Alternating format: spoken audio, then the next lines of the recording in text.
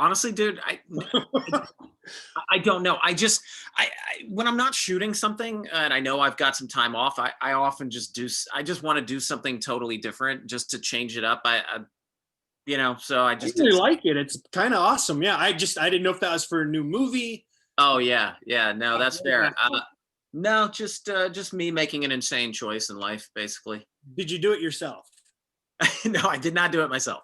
Okay, because I've been contemplating cutting my hair off because it got too, as you can see, it's like crazy. So I was going to shave it off, but then I was like, nah.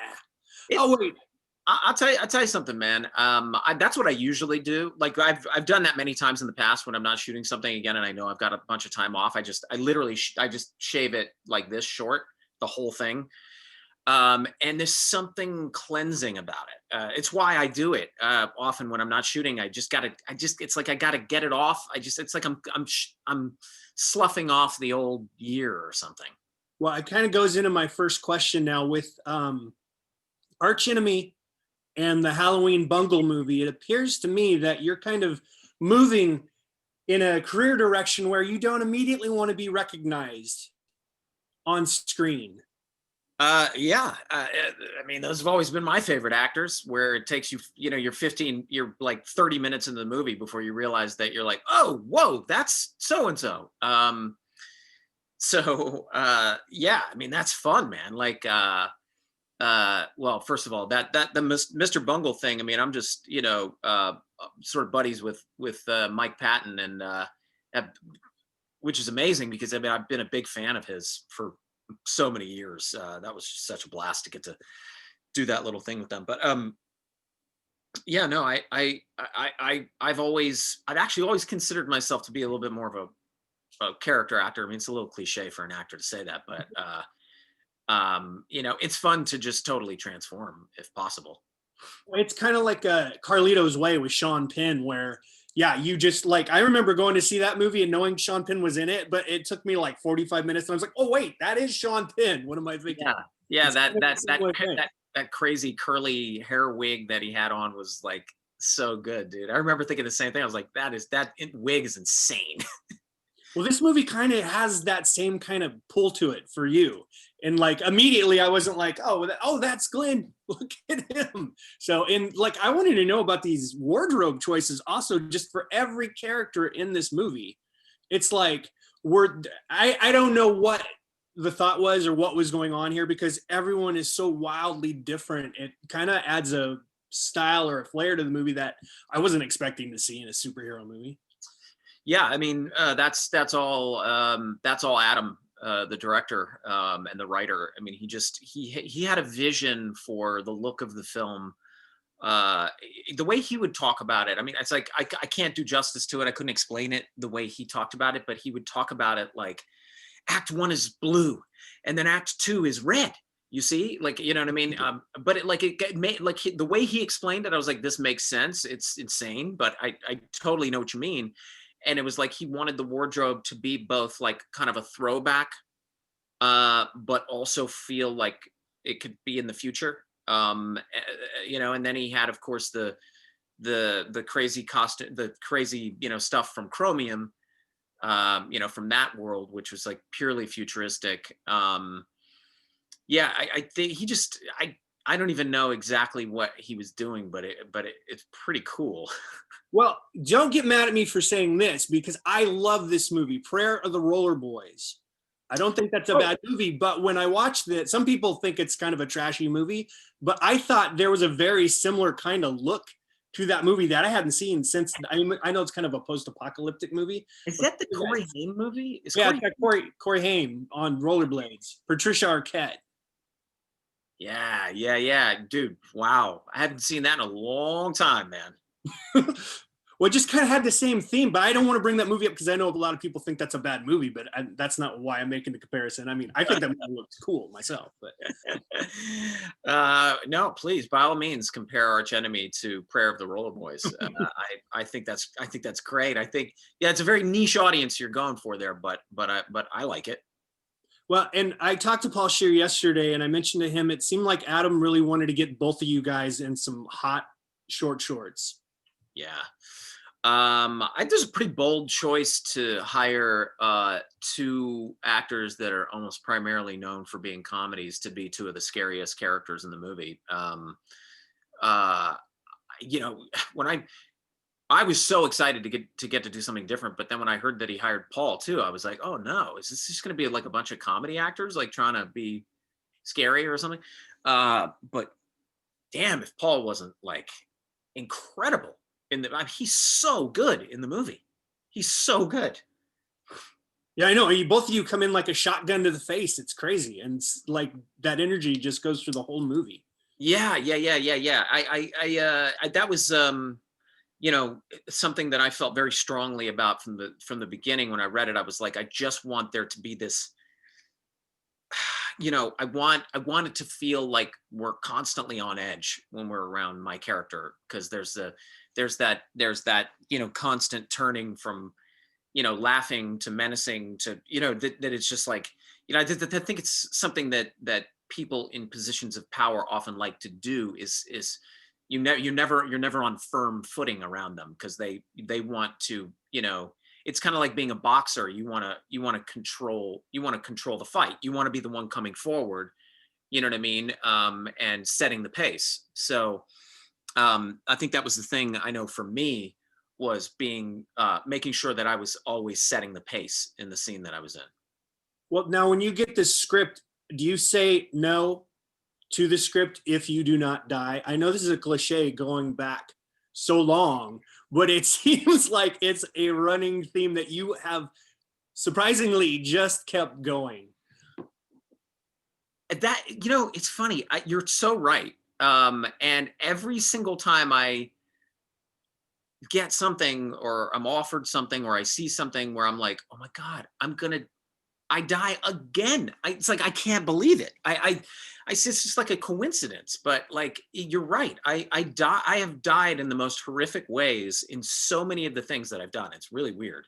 Well, I was gonna say, I don't think it's a spoiler to say that, because fans of you by this point know. They're like, they see you come on screen, they're like, he's gonna bite it before this movie ends. Oh, well, that may be true. Actually, yeah, you're right. Maybe we should have said spoiler alert before. Maybe you can put up like a little thing that says spoiler alert coming I'll up. I put didn't it think up. about I'll put it in the story, but I'm telling you, your fans are going to be expecting. Now, I was going to say, because you have that kind of lineage in your movies, when you guys do the Sunny finale forever, are you going to off Dennis because of this? Because it would keep that track record going. And to me, it seems like it makes it all worthwhile if that's like the finale. that. Right. I don't know if you how you guys feel about it, but it seems like that's the direction you're going in. Yeah. Well, I don't know that, like, as of now, we don't, you know, we're just going to keep Sunny going for the rest of our Yes. lives, if we can let it. I mean, I think there's nothing funnier to me than, like, you know, taking 5 years off and coming back as a 50-year-old man, and and you know, playing the same character that I've been playing since he was in his 20s, a guy who probably still thinks of himself as being in his 20s. So I don't know if the show's ever going to end. I like hearing that. I'm such a big fan of that show. Going Thank all you. the way back 2006 with your guys' billboard on the, I forget where it was, in Melrose, and I didn't know what I was looking at. Yeah, they always did it. They always did a pretty spectacular job, FX, with they've always been great with all their billboards. I mean, they all really, they really stand out. They really stand out. Yeah, they do. So, working with Adam, you had seen his movies before, because he's made some really wild movies, and I know that talking to Paul and talking to some of the other actors in this movie, that is one of the things that pulled them into this, is just how crazy his other movies have been, and it's kind of like, let's go, whatever you're doing, I want to be a part of it. 100%. That is why I said yes to this movie, was because it was mainly because of Daniel Isn't Real. I've seen his other stuff too, but I mean, Daniel Isn't Real, which is his most recent film before Archenemy, is just, I mean, it's just great. It's beautifully shot. It's scary. It's heartbreaking. It's a, you know, it works on multiple levels. And I was just so impressed by that movie. And then in sitting down and talking to Adam and his vision, and understanding his vision for Archenemy, and also just the fact that he was willing to take a chance, or actually even he didn't even see it as taking a chance hiring me to play the bad guy. I saw it as taking a chance just because it's like, look, I'm in real life, I'm a pretty nice, stable guy. I'm 155 pounds, and I got to be, you got to watch the movie and think that I'm a formidable foe to 6'4", 200-pound beast Joe Manganiello. So, like, to me, that was taking a risk. But he was like, "Oh no, man, I can't envision anybody else playing this role except for you." And I was like, "Okay, dude." Well, that's one of the things is I've met you before on press lines for Yeah. FX way back in the day, and you have this like kind of scary aura. But as soon as you meet you in person and you open up, it's like, oh man, this guy is really nice and cool and funny. So it's one of those things where you have that power to bring that scariness to screen. That is a little bit offsetting. That you have that heart, I guess, genuine heart in you that offsets that. I don't know if that sounds weird, but No, I mean, I think I don't know what that is. I know what you're talking about. But I do weirdly have access to uh, a part of myself that is uh, really awful. I mean, like it's always been important to me that I be a good person in real life, but always still have access to the animal, uh, to the lizard that is just, willing to kill no matter what, where the frontal cortex turns off and you just go full, rage. I think being able to have access to that is crucial to playing something like the manager. And it's also really fun because it keeps me from going to that place in real life. yeah, I'm honestly, I was scared to meet you in a press situation for the first time because I was like, this guy is gonna tear me apart or something. You don't know, and then you're like, oh, that guy's super cool.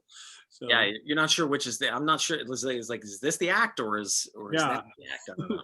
Well, I want to go back to the bungle thing. Now, back in the day, I always thought that Rob McElhenney was the big Patton fan on the show. I know Danny DeVito's relationship with Patton and that music, but you are also a huge fan. And I'm wondering if you can kind of take us through that day of exactly how or what you did for that Bungle movie that just came out. Well, okay, so I've seen it. I know what you did, but I'm kind of interested in the behind the scenes process because I watched it thinking it was going to be a live yeah, performance at that moment. Man, I was like on at noon to watch it, and then it was like a actually professionally filmed movie. yes, but it was live. I mean, they did perform. I mean, that was a live performance, Oh, in, hold on. in the sense that they Well, filmed it live. Go ahead. it wasn't live to tape. It was actually live as it was happening. No, no, no. Well, I don't know if I'm supposed to really say, but Well, because I got so mad at a friend of mine who was like, they shot this like 3 weeks ago. And I was like, no, it's live. It's going on right now. It made right, me really right. mad. So yeah, don't break the illusion if you don't want to. Yeah, no, I'm not sure exactly how that the machinations of it were done. Quite frankly, because my thing was just a very quick kind of. They were like, "Hey, can you just pop in and sit on this chair right here and just say a couple things?" And you know, um, Was everybody there at one time? no, no. So I didn't meet the other guests. Okay, yeah, that's kind of what I was wondering is how that all came together because it's so well done that like I didn't even.